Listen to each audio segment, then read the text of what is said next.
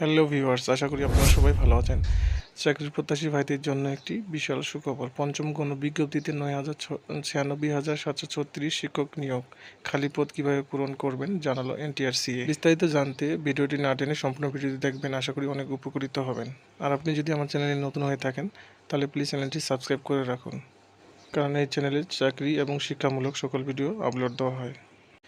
বেসরকারি শিক্ষক নিবন্ধন ও প্রত্যয়ন কর্তৃপক্ষ এনটিআরসি বেসরকারি স্কুল, কলেজ ও মাদ্রাসায় শিক্ষক নিয়োগের লক্ষ্যে পঞ্চম গণবিজ্ঞপ্তি প্রকাশ করেছিল। বিজ্ঞপ্তির পদের সংখ্যার চেয়ে 3 গুণ কম আবেদন পড়েছে।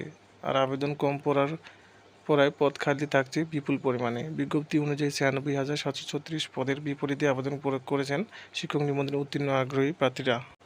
এখন এই বিপুল ফাঁকা পদগুলো কিভাবে পূরণ করা হবে জানতে চাইলে এনটিআরসি এর সচিব ওবায়দুল রহমান প্রথম আলোকে বলেন, সামনে থাকা চলমান শিক্ষক নিবন্ধন থেকে আসা যোগ্য প্রার্থীদের মাধ্যমে আমরা এই পদগুলো পূরণের চেষ্টা করব। এছাড়া আরও একটি পরিকল্পনা আমাদের আছে, শীঘ্রই এই বিষয়ে জানানো হবে। পঞ্চম গণবিজ্ঞপ্তিতে কত আবেদন জমা পড়েছে জানতে চাইলে এনটিআরসি সচিব ওবায়দুল রহমান প্রথম আলোকে বলেন, অনলাইনে 23,932 জন আবেদন করেছেন। তাদের মধ্যে অনেকেই ইন্ডেক্সধারী আছেন। আমরা বিজ্ঞপ্তিতে ইন্ডেক্সধারী প্রার্থীদের আবেদন করতে নিষেধ করেছিলাম, তবুও করেছেন, সচেতনভাবেই করেছেন। তাদের আমরা শনাক্ত করে দ্রুতই যোগ্যদের নিয়োগের সুপারিশ করব। বিজ্ঞপ্তি অনুযায়ী 96,736 পদে শিক্ষক নিয়োগ দেওয়া হবে।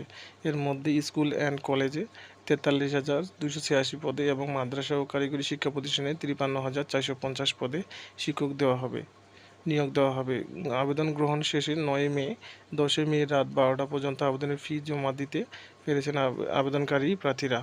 এদিকে এনটিআরসি 15 মে 18তম নিবন্ধনের প্রিলিমিনারি পরীক্ষার ফল প্রকাশ করে। এতে উত্তীর্ণ হয়েছেন 4,79,981 প্রার্থী। উত্তীর্ণ পরীক্ষার্থীর সংখ্যা স্কুল 2 পর্যায়ে 29,516 জন, স্কুল পর্যায়ে 2,21,652 জন এবং কলেজ পর্যায়ে 2,28,813 জন। পরীক্ষায় অংশগ্রহণকারীদের মধ্যে সার্বিক পাশের গড় হার 35.80%। গত বছরই 17 ডিসেম্বর 17তম শিক্ষক নিবন্ধন পরীক্ষার চূড়ান্ত ফল প্রকাশিত হয়।